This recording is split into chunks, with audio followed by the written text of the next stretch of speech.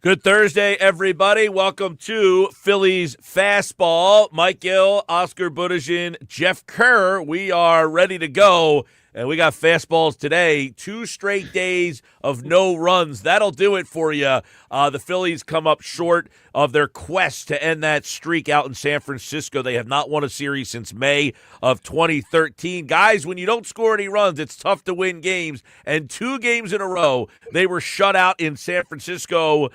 Well, it already leads to questions about the lineup. Jeff Kerr, we'll start with you today. You have mentioned that Rob Thompson made changes to the lineup after the 12th game or at the 12th game last year.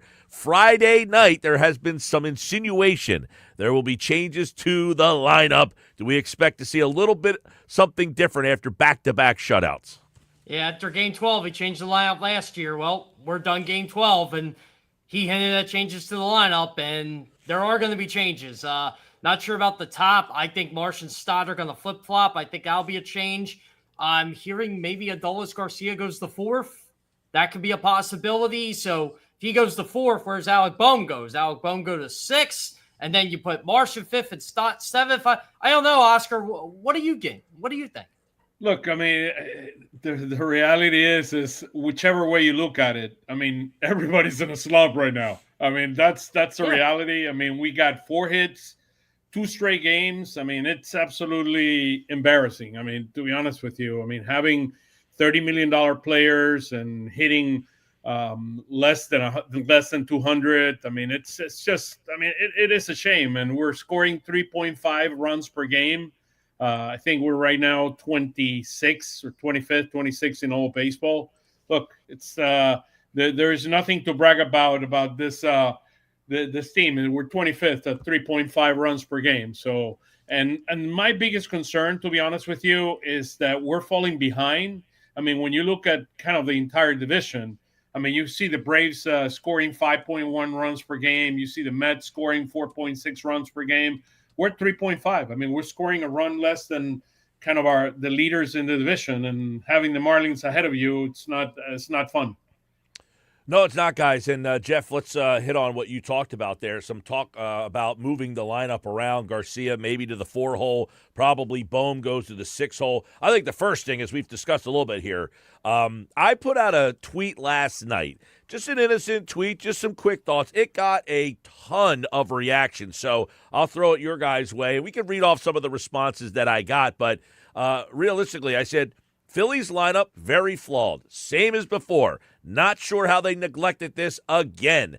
They are too left-handed. They are not good enough platoon options versus left-handed pitching. Adding Crawford, fine, but he's another left-handed bat. Which analytic has Stott hitting number 5? That's comical. They will likely be fine and win a lot of games, but a deep playoff run with this group, don't see it.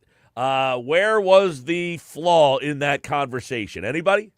Well, go ahead, Jeff. Go ahead. I mean, I didn't think there was a flaw with you saying stop being 5th, or this lineup is too much the same. And I think that's where the whole run it back stuff came in, right? I mean, people are just fatigued with winning and the same thing, right? I mean, I think they saw Turner's first, Schwarber's second, Harper's third. Okay, we've seen that. That's fine.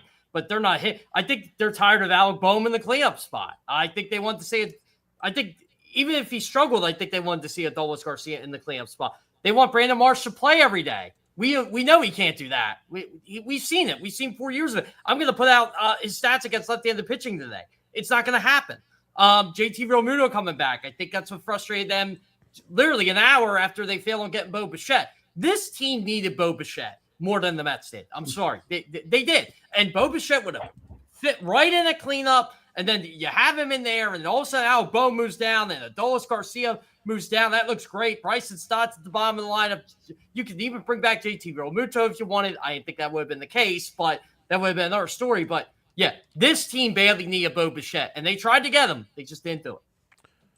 Yeah, and listen, I want to get, Oscar, I want to get into a conversation regarding the analytics here. What analytic would say Bryson Stott deserved to be the first option for the number 5 spot? I think that is the number one question here in terms of when you put this lineup together in spring training, you're going through how reliant on analytics are the Philadelphia Phillies? That's number one, right? How reliant are they on analytics? It seems they are very heavily driven based on their very righty-lefty platoon. They don't usually will say, people get mad, Oscar, where they say, man, this guy had 4 hits yesterday. Why is he out of the lineup today? Well, he faced a right-handed pitcher. Now they're facing a left-handed pitcher.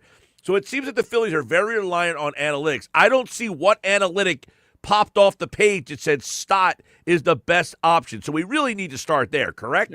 Yeah, no, absolutely. I mean, look, let's start from the fundamentals.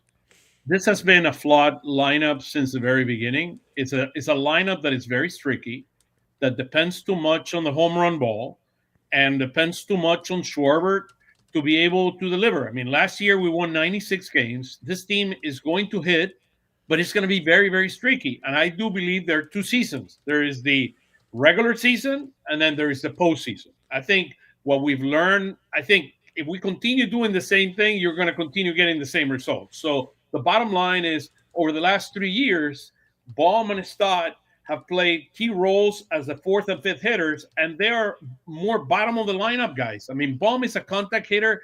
He doesn't hit the ball hard. We've known that for a number of years, and we continue to come up. And part of the challenge is you pay Turner, Schwarber, and Harper $30 million. So what you have left is what you have right now. Is a Garcia on a 1-year contract. He has the same pedigree or the same dynamics as Castellanos. So it's a flawed lineup from the very beginning, and we can move some pieces around. I think March should be hitting up 5th instead of Stott. And you could potentially move Garcia, but Garcia is going to have the same thing. I mean, Garcia is right now in a semi-slump right now. He's batting. I mean, we saw it 3 days ago. He was hitting 300. He's now hitting 250 with a 728 OPS. So it's a flawed lineup that has issues. He will hit at some point, and he will hit for power. But the bottom line, as I said before, this is a team of heroes versus a team that collectively the sum of its parts is greater, can deliver a greater output. Okay, guys, I want to read off some of the comments I got on that very thing. You have, if you're watching our Phillies Fastball live broadcast, of course, on all platforms. You can check us out on the X platform, on YouTube. Oscar has a lot of great visuals for the people who are watching the show. They're hitting right now. I mean, they're just not hitting at all. And somebody on social media messaged me, says, Mike, this is where you're wrong. Because I said they will likely be fine and win a lot of games. He says Father Time is undefeated. They will not be fine. The players have consistently relied on talent and not fundamentals. Now they're older, slower hand speed, less pop. They need fundamentals and approach. They aren't there. Is that fair to wonder if age is starting to filter and become a problem for your guys that you've relied so much on? I think for some players, not all of them. I think Trey Turner was a guy that they had him change his game, right? He used to be a 20, 25 home run hitter with high OPS. They said, hey, look, you got to be a singles hitter. He became that and won a batting title. I still say Bryce Harper tries to do too much and is way too violent with his swing. He's got to admit he's 32. I'm going to tell you something. I'm not a professional athlete. I don't have the tools that Bryce Harper does or the equipment. You're a professional bowler. Come on, Jeff. Come on, dude. I don't have hyperbaric chambers. I'm not taking blood out of myself. He has to admit that things start hurting when you get into your 30s. JT Realmuto, he's 35. He's already feeling that. Kyle Schwarber, I think he'll be fine in the long run. But again, yeah, I agree. It's older, but look, these guys do work on fundamentals. They're working on fundamentals all the time. I don't think that's it. But I do agree with the age. I think there's too many guys that are over 32 in this lineup, and I just don't know how you change that. I think my issue with Harper is the injuries. I think Schwarber, he hit 56 home runs. He led the majors in RBIs. Let's not kid each other. It would have been terrible if you didn't sign him, right? Yeah, let's be very, very clear. Schwarber will be fine. Turner will be fine. Harper, my biggest concern, Harper's injuries. It is a concern. The other thing, I want Harper hitting more toward left field. When he won, I said it yesterday, when he won in 2021 the MVP, he was hitting more toward left field. I want him hitting, spreading the ball across the entire field. And he's a lot more effective hitter. So, look, Father Time is going to take a due time. I don't think Father Time, the issue is right now. It's just you don't have great hitters. Baum, Stott, Garcia, March, I mean, they're okay hitters. They're not great hitters. Yeah, our buddy Tim Kelly said this on Phillies Weekly Sunday night. The biggest problem with this lineup is 4 and 5. Well, 4 and 5, and I want to get to some other messages here. I'm going to pop the messages over in the comments section. If anybody wants to comment, and maybe, Oscar, we can put those up on the screen. This one is from Brian Romani. He says, Mike, they aren't good enough. The lineup is flawed. Yes, zero change, though, in plate approach by any of the hitters they have. They're all third and fourth outfielders. You can't put perfume on a skunk. So, the outfield, you got a lot of third and fourth outfielders, no really top flight outfielders. But I think the big one is the change in plate approach. Is that something that, how do you tell Bryce Harper, Kyle Schwarber, you've been doing this your whole career? Well, now you got to change. That's a hard thing to do. Even Adolis Garcia, who you put up the stats for the guys batting fourth in the lineup, 170, 250 on base percentage, a 505 OPS. You put Garcia there. I think the difference between Bohm and Garcia is, guys, let's see what we do here. Bohm, you're going to put the ball in play. He'll probably drive in some runs. Weak. That's an important point. Weak. Yeah. He doesn't strike out all that much. Garcia, probably going to get a lot of guys on base, and then you'll see a big strikeout in a big moment of a game. So do you want to take your chance with a guy who's going to put the ball in play maybe weekly, or the guy who's going to strike out a lot? Answer to that question, both flawed. They don't have a good option. I'd take Garcia and March, ahead of Baum and Stott right now, based on how they've been hitting. I do believe the combination of Garcia and March would be stronger in the middle of the lineup.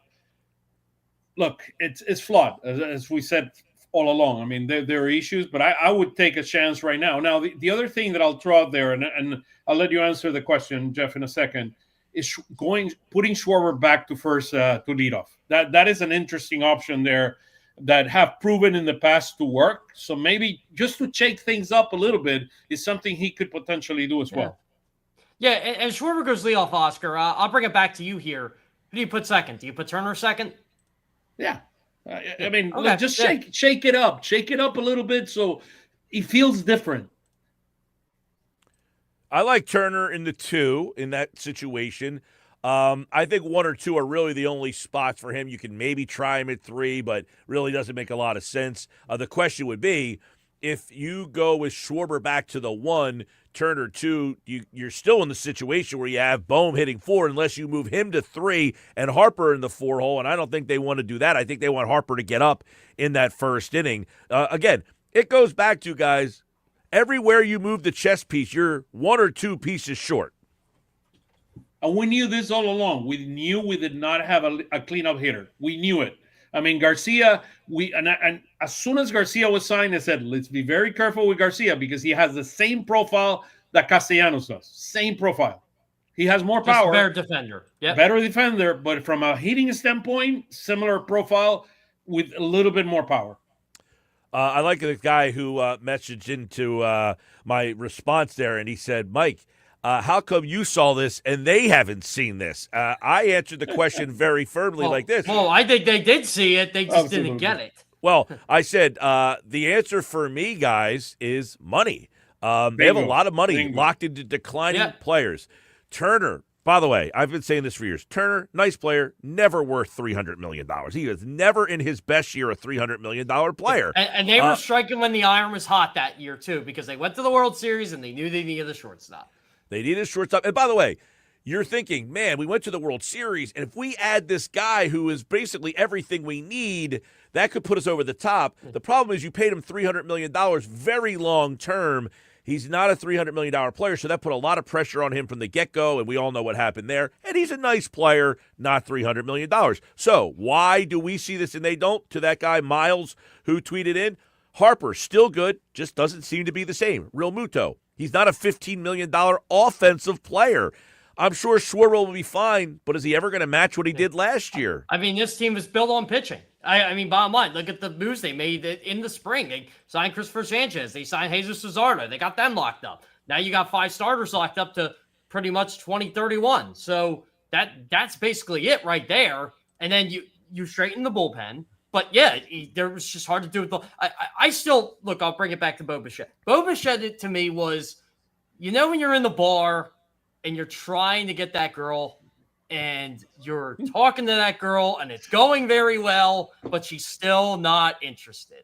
That's how I looked at it. She's your friend. I saw you Jeff. in the Super Bowl. I saw you in the you Super were friend Bowl. zoned. Jeff, you're her friend. Take the hint, man. Yeah, exactly. Hey. Take the hint. And Bo Bichette, he played him for somebody else. He did. And listen, I don't even know that Bo Bichette is the perfect piece. He's a right-handed bat, but that hits for some power. So, yes, he would have been better than anybody else they have here. No question there.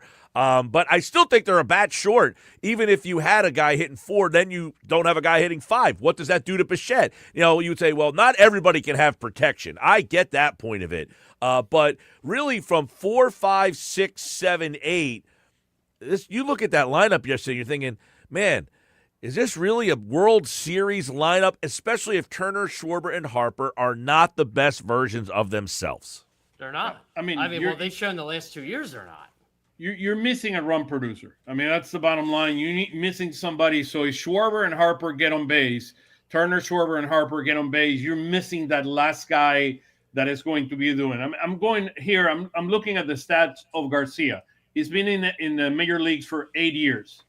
I mean, the last time he drove in 100 runs was in 2023. The last 2 years has been 85 and 75. He's probably the best fourth hitter you have right now. Right. I prefer even if he strikes out, I'll take him. Yeah. The one thing with him, Oscar, is he has hit fourth in his career more times than any other spot in the lineup. So it's not like he doesn't understand that he's going to get pitched a little bit. He has hit there. This isn't a guy who has hit 6 and 7 his whole career, and now you're going to move him up. He has hit fourth for most of his career. Stott hitting fifth is criminal to me. I don't know. That's what I thought was crazy. Like, look, I'm not an analytics savant here, but I know numbers. The numbers were Brandon Marsh was a 320 hitter batting fifth last year. Why didn't you go that route? Let me ask you this he had question. a hot spring training. I mean, that's the way I look at it. Actually, it reminds me of It reminds me back of 2022. This is in 2022 and 23. We have Baum and Stott back. I mean, fourth and fifth.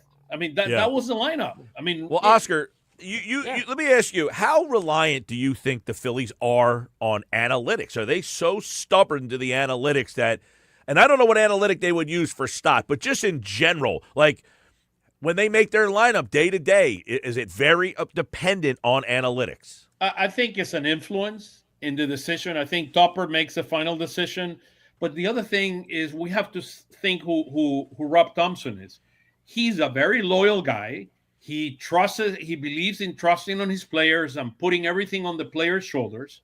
So the bottom line here is he did not want it to make it. If he already told Baum and Stott that we're going to be fourth and fifth here, he's having a hard time because of the way he's a player's manager of making those moves. He has to make the moves right now.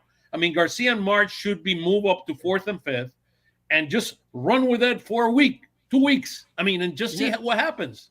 You know what, Oscar? This is what I worry about with Stott, too. Say they move him down and he still struggles.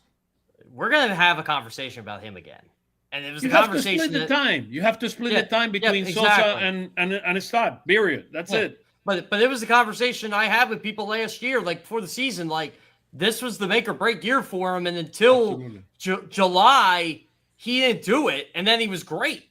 And we're back to this again. Maybe he's just a slow starter. I don't know. Could be. But I think by all metrics, all analytics, Marsh should be in the 5-hole. Hey, not a great option. Best option for this team. I agree. Against right-handed pitching, I love him in the 5th hole. Yeah. I agree. Marsh then in the 5-hole. Then you've got Bohm hitting in a much more comfortable spot for him, 6th spot, and then you could probably go with Stott, JT, Crawford down the 7, 8, and 9 spots in the lineup. But it'll be interesting to see what they do tomorrow against Arizona. There is some murmurs that they are going to do something with the lineup. Jeff, as you've been talking about here on Phillies Fastball segment, they did it after 12 games last year. This will be game 13 coming back to Citizens Bank Park. So they didn't hit back-to-back shutouts out there, but how did they pitch, guys? What do we make of yesterday's day? Aaron Nola gets the ball. He's throwing a shutout. 2 on. Devers, a left-handed hitter. What's the move there? Would you have taken them out? I would. I mean, I thought about it when it happened. I mean, I would definitely have taken him out.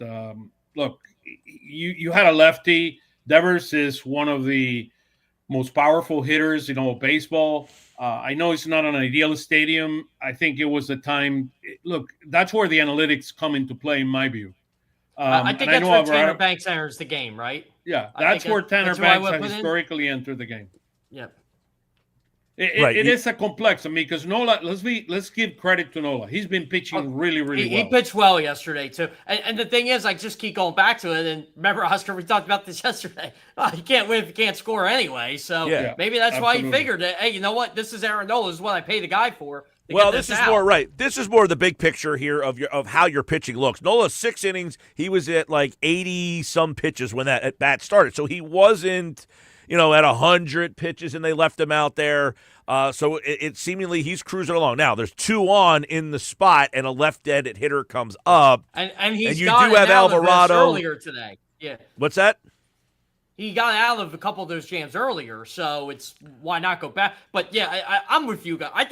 I mean, look, it's hindsight, obviously, but you're thinking, okay, maybe Tanner Banks comes in that game. But was Tanner Banks even available? Right, I was going to say they did use Banks the night before in the 6-0 game. So Alvarado, though, he was there. I don't know that he was warmed up, but Banks pitched 18 pitches the night before. So was he available? Was he not available?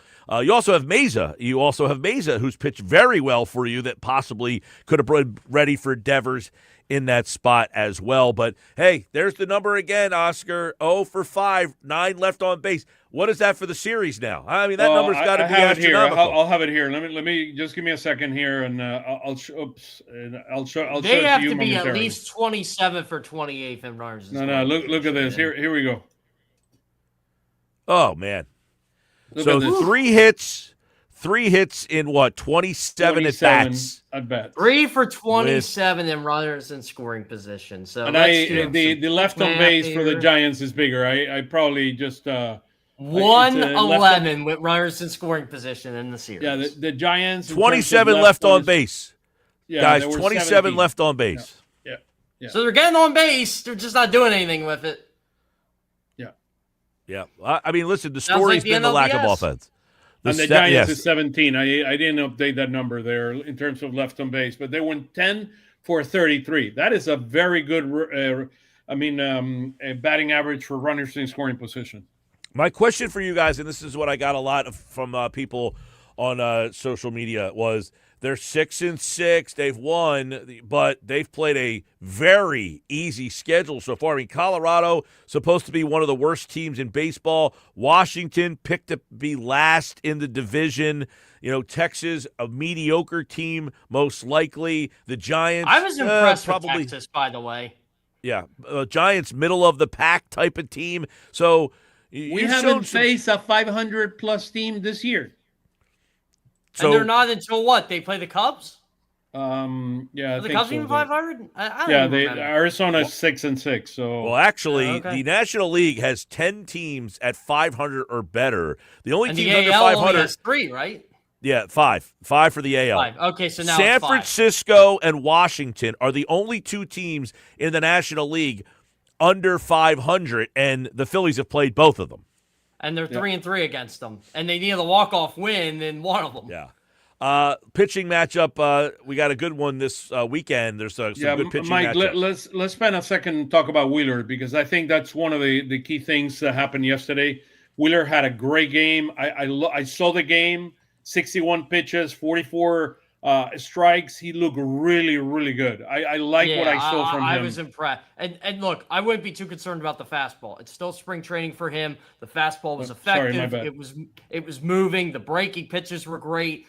I was really impressed by Zack Wheeler yesterday. I mean, the one run he gave up was off a bloop. So you can't be upset over this. Like, he's one start away, guys. I think he starts Tuesday, and then I think he joins this rotation. Yeah, his velocity is still not there. 93.8, 93, 92.5, 92.7, 92.4 inning by inning. He's still a couple, 2-3 miles behind where he normally has been. But look, it's great to see him pitch. Still, the other part that I notice, and I have it there on a chart if you're looking at it visually, is his secondary pitches were effective, but they were not near as close as they needed to be to a strike zone. So Wheeler 4 1/3, 3 hits, a run, a walk, 6 strikeouts. Good news for the Phillies, but pitching hasn't been their problem. Tomorrow, Phillies fastball is back. Luzardo, Soroka, Walker, and Fott, Painter, and Gallen. They are the pitching matchups. 2 afternoon games, a Saturday afternoon at the ballpark and Sunday afternoon.